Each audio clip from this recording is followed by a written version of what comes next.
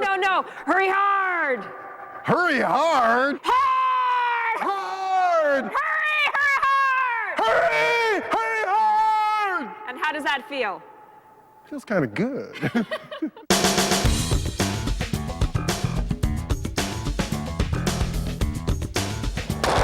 Okay, it's Science in the City, the Midland Curling Club. We've got the giant fake curling rock, so you know this is going to be a great piece, right? So the question is, why does a curling rock curl?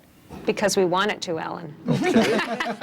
No, You're really. a very powerful Yes, person. I am. Body, mind, and soul. The momentum that we put on the rock to start with, the curl or the rotation that we put on it, the friction. So Wayne, take it a little further. Well, the friction between the rock and the pebble on the ice, and the differences in the running surfaces as the rock contacts with the ice is going to create some curl. Okay, well, friction I think is a really important word in all of this. So let's do a little test here, okay? And see if we can figure out how friction and the rotational force makes the rock curl. Are we going to blow something up? I wish. We could use a good explosion right about now. Step one of the experiment. If I spin this upside down glass, upside down cup, clockwise, which way is it going to bend as I slide it down towards the house? Should bend towards Sherry, or to your right. You agree? If it was a curling rock, but it's not. Oh, okay. She's smart. She's paying attention. Okay, here we go. Ooh, that seemed to go a little to the left. It did. A curling rock, we'd expect to go right. Let's try that again. I'm going to spin this counterclockwise and slide it down the ice, and we'll see where it goes. So, Bruce, what did you see? I saw this cup curl in the opposite direction to what I was expecting when I was thinking about curling. Now, Sherry made a very important point, right?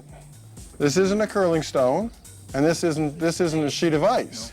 That might give us some insight into how a curling rock bends. So let's take a look at what's going on here.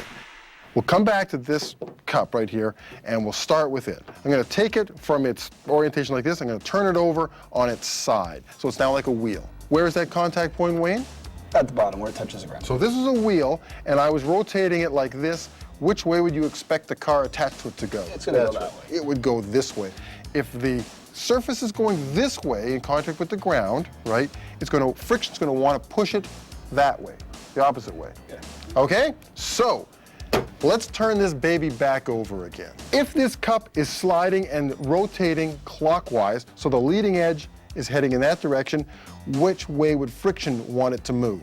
It's going to want to move the opposite way. The opposite way, exactly. And so on the trailing edge, if the edge is rotating this way, which way is friction going to push it? It should put, towards me. Going to push it in this direction.